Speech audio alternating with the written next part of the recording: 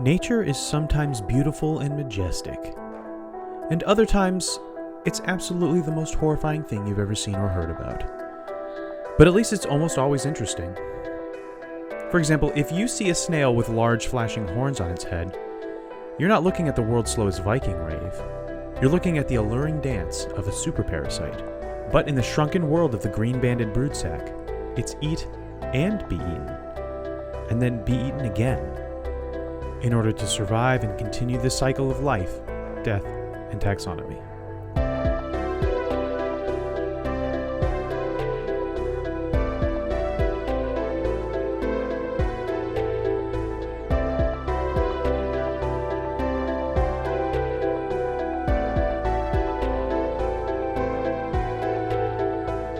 Welcome back to Life, Death, and Taxonomy. It's your 30 minutes of interesting animal information. I'm Joe. And I'm Carlos. Thank you to Cassie for the creation of our theme song. To hear more of Cassie's music, please search Cassie Michelle on YouTube and Spotify. And thank you to Johanna for the creation of this week's artwork. To check that out, you can follow us on Facebook or Twitter at LD Taxonomy, or visit us at our home on the web at ldtaxonomy.com. And a very special thank you to our patrons, Tristan Taylor, Jesse Raspulich, Carol Raspulich, and Paul Chomo. Thank you so much for your contribution. It's greatly appreciated. Thanks for helping us keep the lights on. And today we're talking about a parasitic creature that Andrew Ryan would absolutely hate. Oh, but I already have several jokes. We've already, now you better be careful because we've already done the Ayn Rand joke. The joke I just said was it's just a format I took and replaced Ayn Rand with Andrew Ryan. The pseudo anagram for that anyway. Yeah. But what are we talking about? We were talking about BioShock. That's what we were talking about. This episode is about BioShock. If you thought you were coming here for an animal podcast, you're wrong. Just kidding. We're talking about the green-banded broodsac. Delicious. Isn't that great? Yeah. Isn't that a great name? It is a great name. I got better names. Okay. If you want to hear them. Okay, so it's also known as the brain slug. If you've ever watched Futurama, brain slug. The jockey jerk. If you've ever played Left 4 Dead. And the objectivist authoritarian nightmare. which is coincidentally my favorite Euro dark synth band. But yeah, there's my Ayn Rand joke. Not well versed in Ayn Randness. Ayn Rand? I have read most of Atlas Shrugged, and that is the extent of my Ayn Rand knowledge. I mean, outside Did you stop because it was bad or because you didn't? It's super long, and it's meandering. So I kind of lost interest. It was it had me hooked at the beginning, and then I hear the end is got like some actual plot points happen, but it lost me about 60 to 70% of the way through. But anyway, it's an interesting look at objectivism in a fictional context. And if you want to see the other side of that, play BioShock. Yeah, BioShock is a more palatable and also more negative view of objectivism for sure. But basically, the only reason I pointed out, I don't know if I'll even get into it. This is a parasitic animal, and it's a super parasite. It's double parasites. From the objectivist point of view, something like anything that takes money from you is a parasite. So that is the government, that's the church, that is the like charitable organizations. Anything that says asks for handouts is a parasite. So yeah, there you go. There's a little Ayn Rand objectivist trivia for you. Put that in your back pocket. We're about to give you a lot more trivia to put in your back pocket, but don't give this one at a dinner table because you'll gross people out. Yeah, you might gross people out if you say a charity is a parasite too. Yeah. But would you like to hear what science has to call it? Sure. Well, it's in the kingdom you know, love, and are in. The kingdom Animalia. The phylum is Platyhelminthes. Helminthes. Sure. The order is Diplostomida. Mm-hmm. Diplostomata? Yeah. And I'm gonna just have the robot say this one first. The family is Leucochlorididae. Really? That's what the robot said? Yeah, but the robot's not always right. It's not day with a AE at the end? Didae. Didae? Probably didae. Oh, so many vowels together that shouldn't be together. And the genus is much better to say Leucochloridium. Yeah, there we go. That's what you mine on an alien planet. Yeah. And then the species is, the binomial name is Leucochloridium paradoxum. This should have been the name of the mineral that they're mining in James Cameron's Avatar. Like instead of unobtainium. Goofobtainium. Goofobtainium. Maybe the way of water will have them obtaining leucochloridium, because it has it sounds like chlorophyll, like they're mining it from the trees this time. Yeah, I bet you that's what it's going to be about. It's the same exact story, but they're mining it from the trees. But yeah, Leucochloridium paradoxum.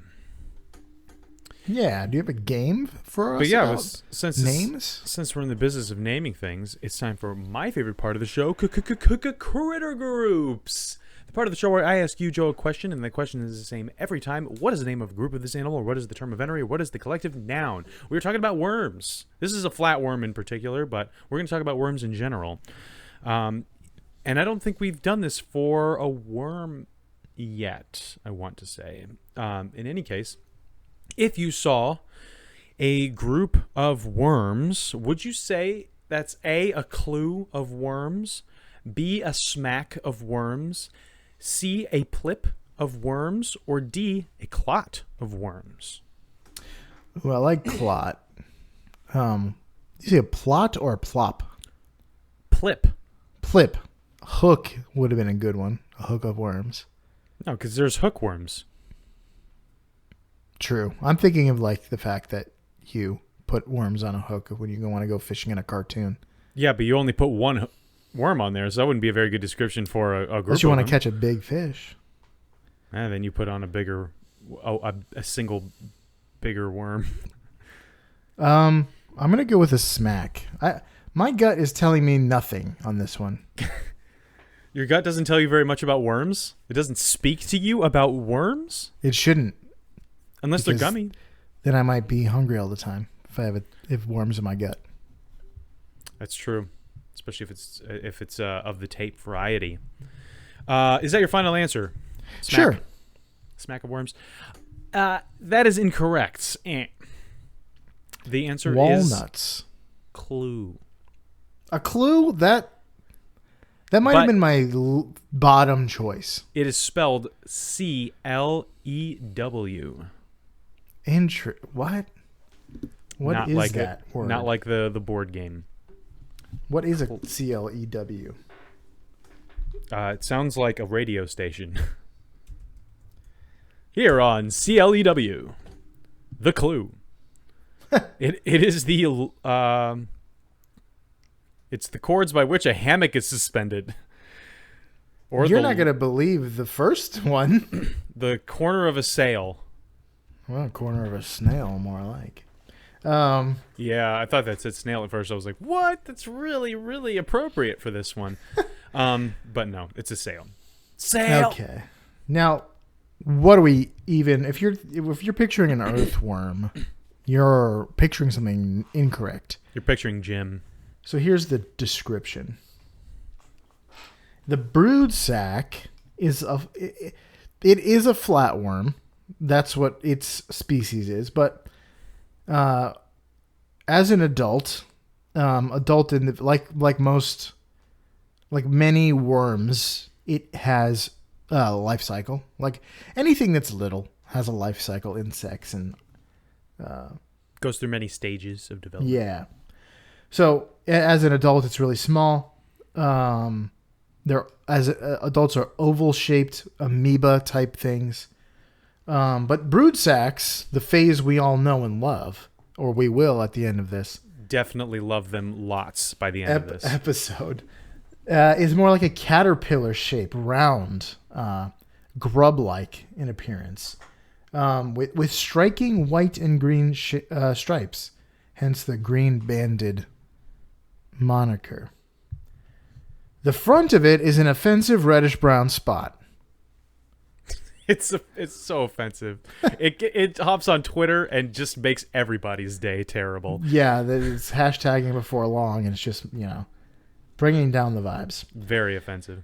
The back of it has a tail-like flagellum that attaches to a cluster of horror called sporocytes, or called a sporocyte. And new brood sacs grow from this sporocyte.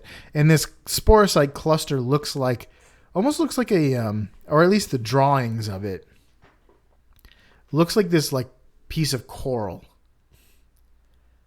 in shape. But it is not coral. It is probably squishy and horrible. Coral can be squishy. Sometimes. Less horrible, I have to say. Even though coral is made out of polyps, which... Yeah, polyps are either... We've talked about this before. You think it sounds gross because polyp is a word that's used to describe medical things that are bad. Yeah, like growing things in your colon. But I think of them... as like poplars from Futurama. Oh, no, like sci-fi... Or, it's not... You said... you put sci-fi in my brain. Seafood, like popcorn scallop. That's what it's a polyp. Yeah, I cannot make it to that point. It just sounds like a plant-like fungal thing that grows in your colon, and that's extremely disgusting and disturbing to me. And so I never make it to the popcorn scallop part of that rainbow. It's like when it's like an optical illusion, which can be two things, but you can only see one of them. I mean, you can eventually see both of them, but it's whichever you see first that tells you what your horoscope is. I saw one that was like a horse, and it looked like it was walking backwards, but it was like a silhouette of a horse walking backwards. But apparently, you could see it walking backwards or forwards, and I could never get to it walking forward. It's like is it Laurel or Yanny or whatever? Yeah. Or is the dress or the shoe or whatever pink and white or gray and green? Let's talk about it. But how big is this thing? It's so nasty. But how much do I have to worry about it? Welcome to the Blood Measure Up segment, the official listener's favorite part of the show. The part of the show when we present the animal size and dimensions in relatable terms through a quiz that's fun for the whole family. It's also part of the show that's introduced by you when you send in an audio of yourself saying, singing, or chittering the words measure up into ldtaxonomy@gmail.com. We don't have a new measure up intro, but we're going to revisit the greatest hits. Nice. And I said that I took some extra care to say that quickly, but also and then enunciated, because we have a ton of new listeners. We do, or just a few listeners that just went back and listened to the whole gamut. No. Because our most recent episode reached a benchmark number faster than any other one has before. It's almost as high as our early episodes, and that tells me that it's like new people clicking. Yeah, and it's all thanks to this podcasting app called Pocket Casts, that we are on their front page under Animal Kingdom. That is awesome. Welcome if you're new. Welcome if you're listening on Pocket Casts right now. Yeah. So yeah, if you want to send in a measure up and hear your lovely voice on the show, just do what Joe just said. Say, sing, or chitter it into your iPhone app or whatever you have to record your voice, and then just mail that on over to us, snail mail style. Just put that into an envelope. Put a what do they call them? Stamps. Put a stamp on it. And send it to... Stamp? No. Just email that to ldtaxonme@gmail.com. And we'll put it on the show. We'd love to hear from you. We certainly would. Now let me just go into the archives, the grab bag, if you will, of greatest hits. Pull out the Hungarian horntail. Yeah, let's pull out the Hungarian horntail. Mm-hmm. Okay. Let's see if you can guess who this one is. Without further ado, the listener's favorite part of the show.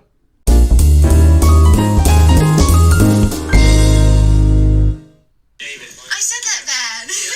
Measure up.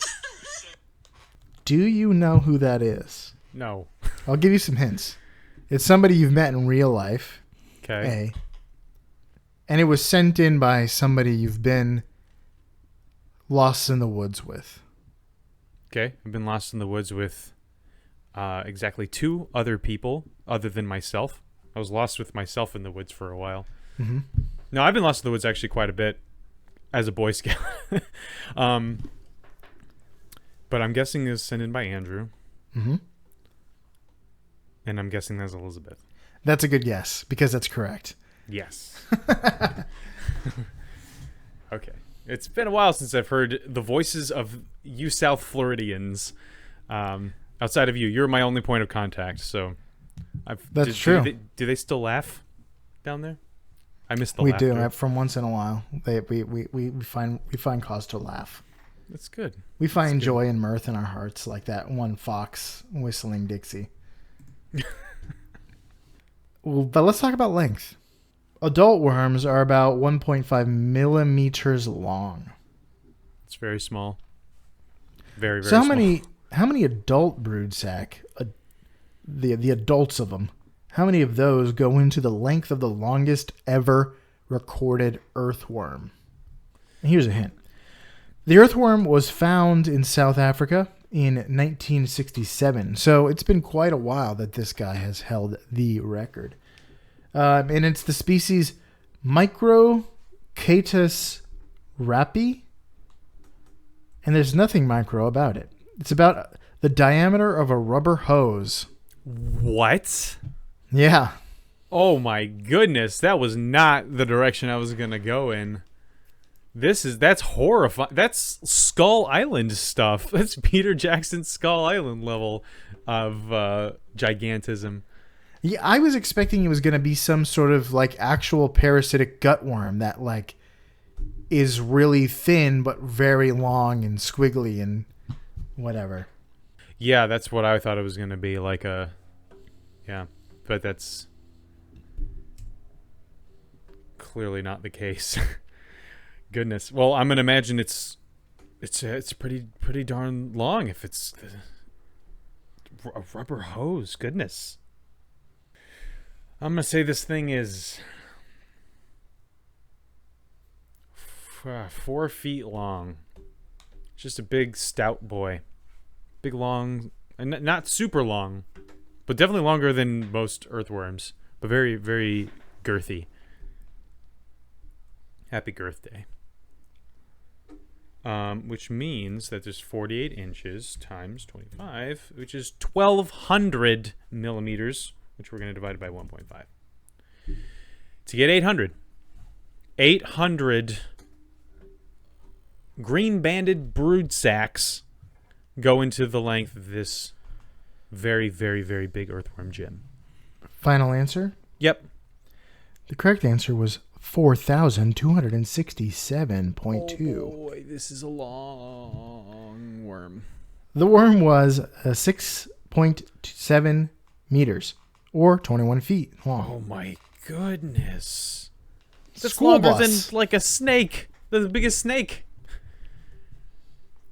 Yeah, there must not be much stopping it when you just eat dirt. I'm looking up pictures of this because I cannot believe what. Macrocatus rapi, R-A-P-P-I. That is Oh, that's uncomfortable. Slimy yet satisfying. No, but not the second part. Wow. Okay. Yeah. It's ooh. It's like just a big snake with no eyes. Although we've talked about a snake with no eyes before. Yeah, It was but a also snake. no discernible head, and basically just one big colon that eats dirt and has no brain. Let's talk about the size of the brood. Okay. So I'm guessing this is the size of the metacarcerii, like when they are concentrated in a little group, when they're in that phase of life. You mean a little clue? Yeah. There's 100 to 250 of them. Mm. So Delicious. how many of these brood sac clues go into the amount of people in the largest ever sac race? Oh, that must have been chaotic. Here's a hint.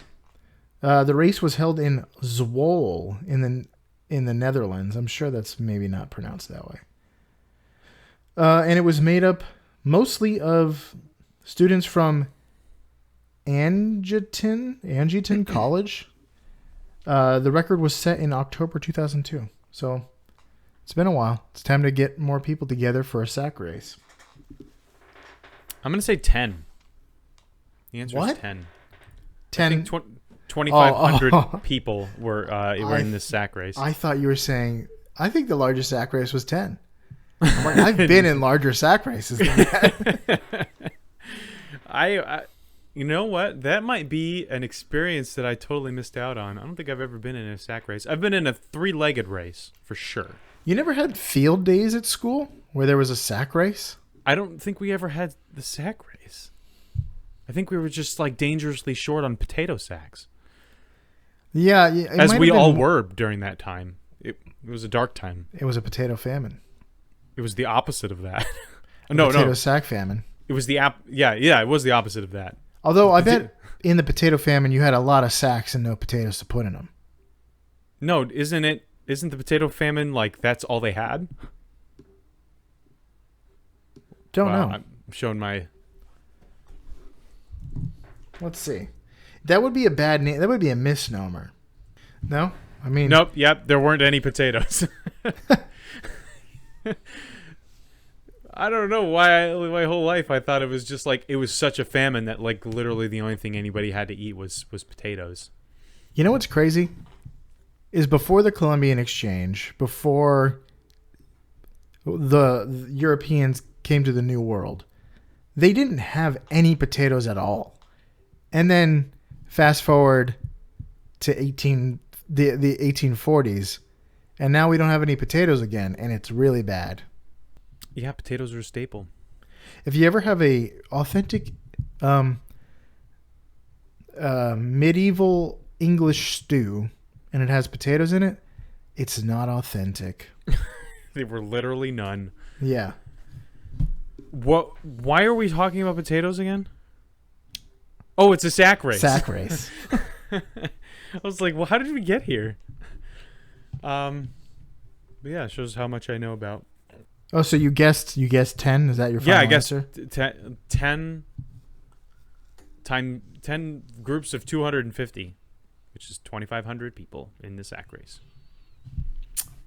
Okay, the correct answer is 8.3 broods. Ah, So not far off. That's literally 80%. 83%. No, that is a little 83%. I was 2% off from calling it a win. Darn it. It's a B.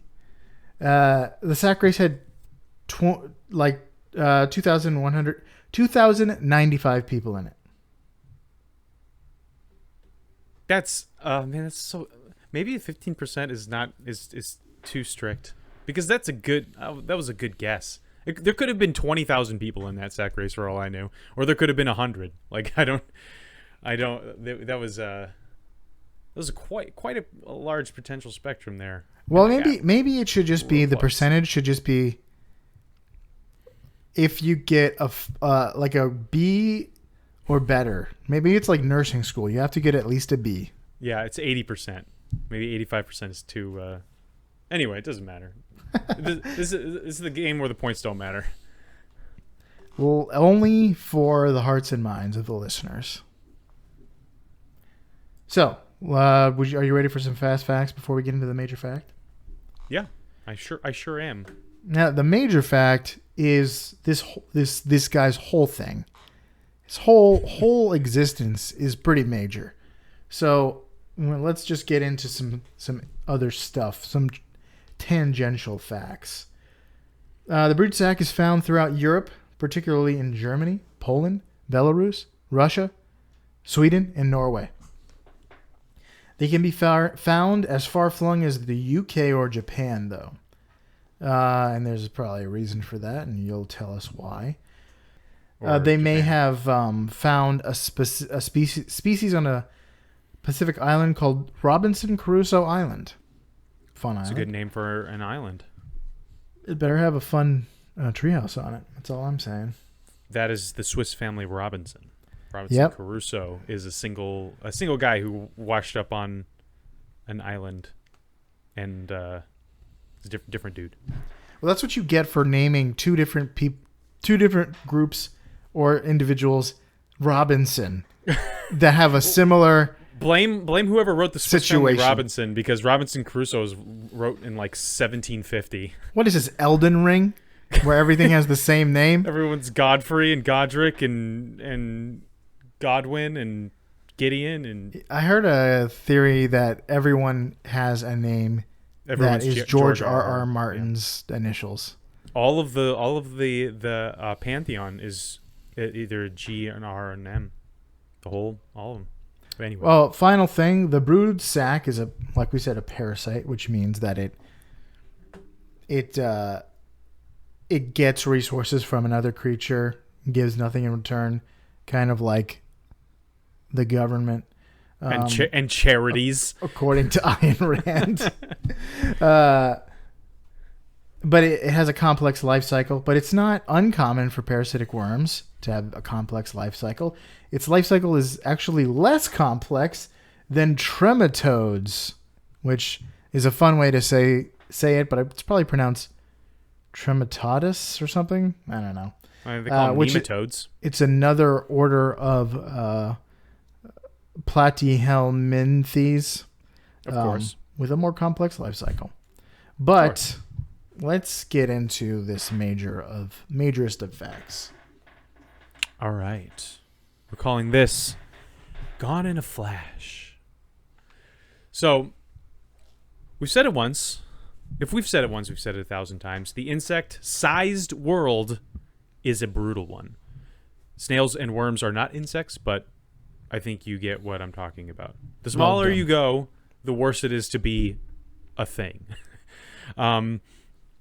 And so, for starters, like we said, the Broodsac is a parasite, but not just any parasite. It is a double parasite, so it has an end goal, but it uses intermediary hosts to get to its end goal. And that's why we are spending so much time making fun of Ayn Rand. The Broodsac's life starts as an egg and some bird poop. You know how it is. Then a snail, usually from the genus Suciniae. Sounds like a Phil Collins song. Studio. You ever heard that song? It's a good song. It's with just a totally made up word. But yeah, Suciniae snails. They come around for a smelly snack because they love to eat bird poop, and they will ingest accidentally these tiny worm eggs. And once they're inside the snail, the worms will hatch, they'll grow, and they will travel and branch out up into the snail's eye stalk. And they can grow so much that they'll sometimes make up as much of a fifth of the snail's weight.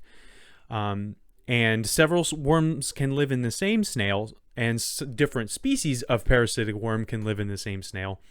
And so many times both eye stalks will be infected. If you look up a picture of the green-banded broodsac, you are most definitely going to see lots of pictures of snails with giant, bulging eye stalks. And that is because their eye stalks have been filled with these worms. They worm their way up in there, and they grow, and just the whole thing is swollen. It's nasty. There are few things that would be worse for a parasite to invade than your eyeball. Your eyeball, and then to grow it to this massive proportion, and then that's not it. It's not like, oh, just unending pain and agony, because the snail can live for up to a year like this. But it's not likely that they will make it to a year for several reasons. Once mature, the broodsac, and also, like, this is where it gets its banded appearance. It makes it look like a caterpillar, or a maggot, or just some crawling larva stage of an insect.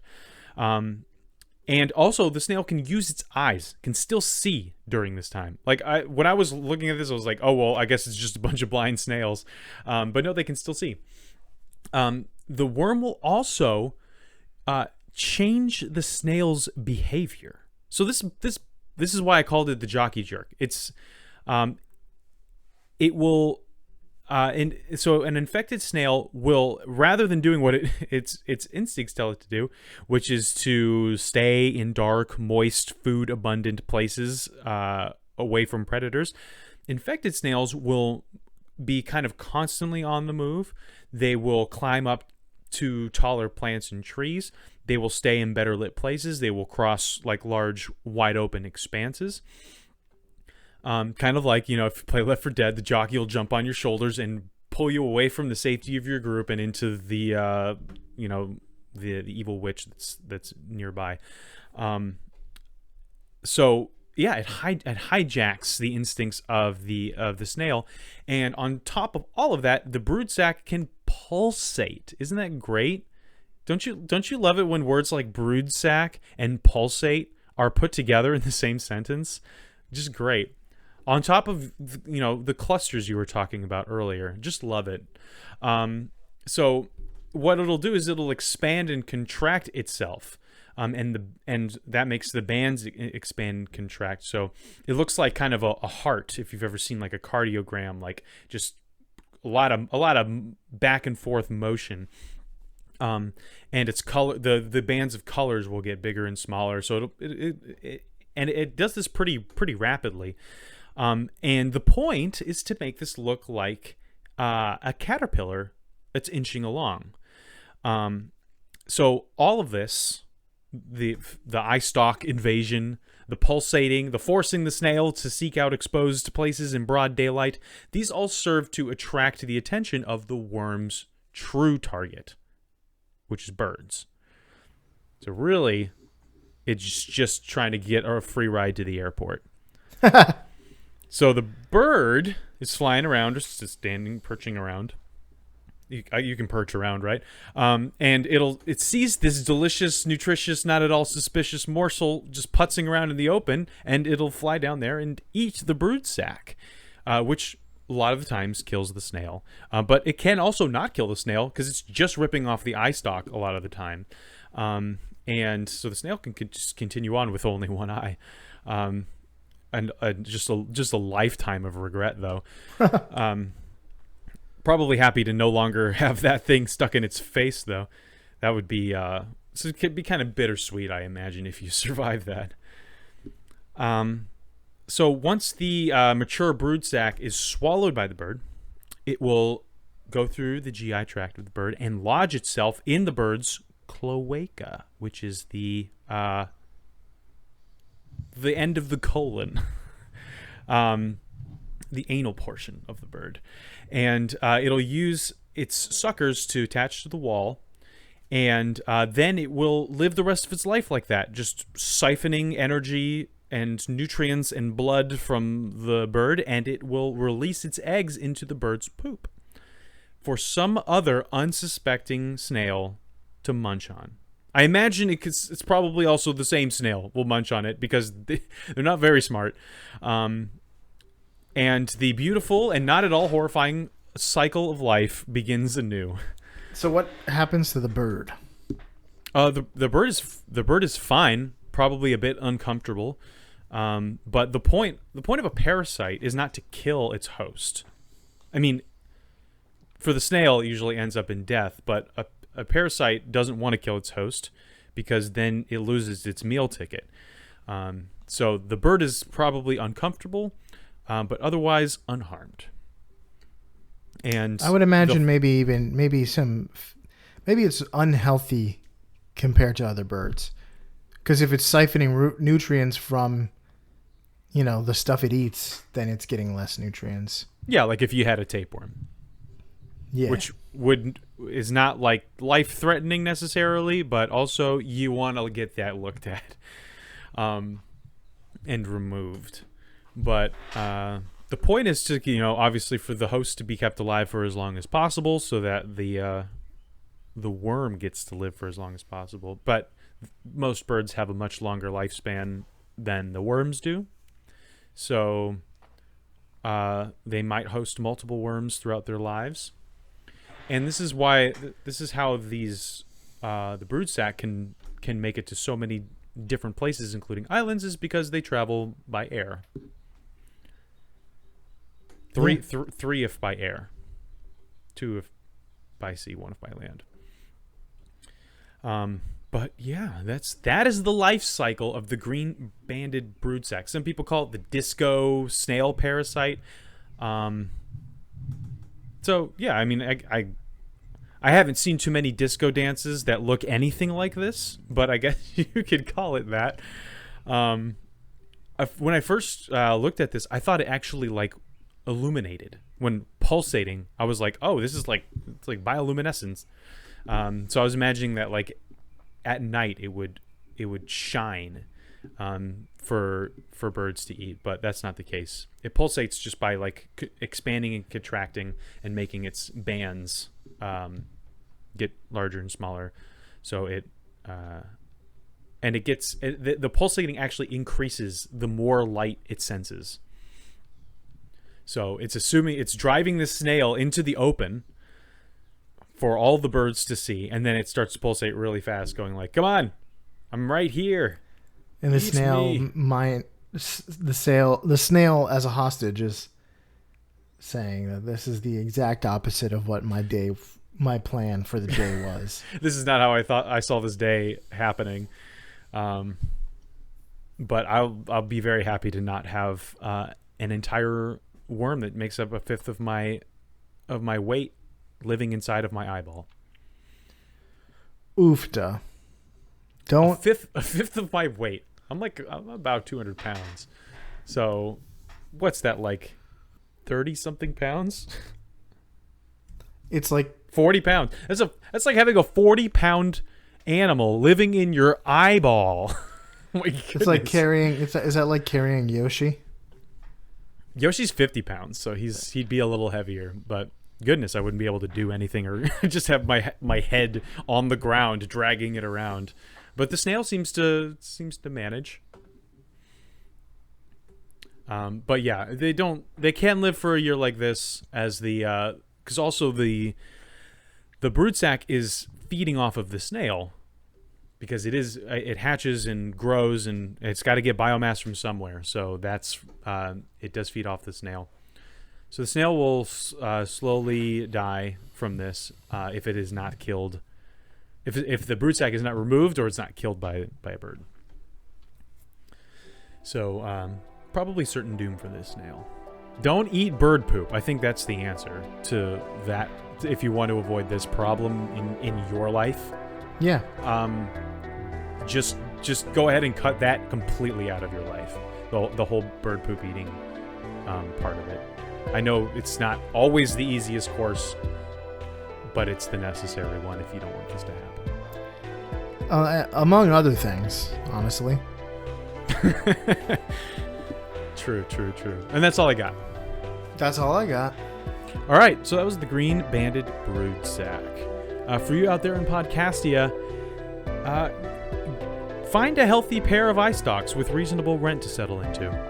Do a little disco dance and catch a ride to the sky like the green-banded broodsac here in life, death, and taxonomy.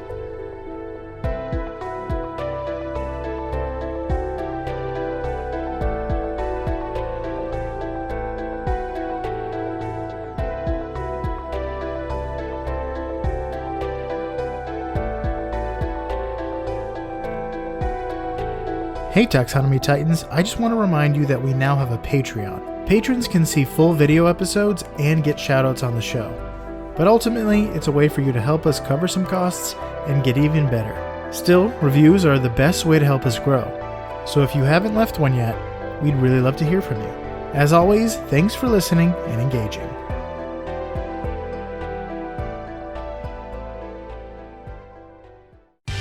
Life, Death, and Taxonomy is my favorite in the world podcast. Green-banded broodsac. That is hard to say fast. What are you, some kind of green-banded brood sack?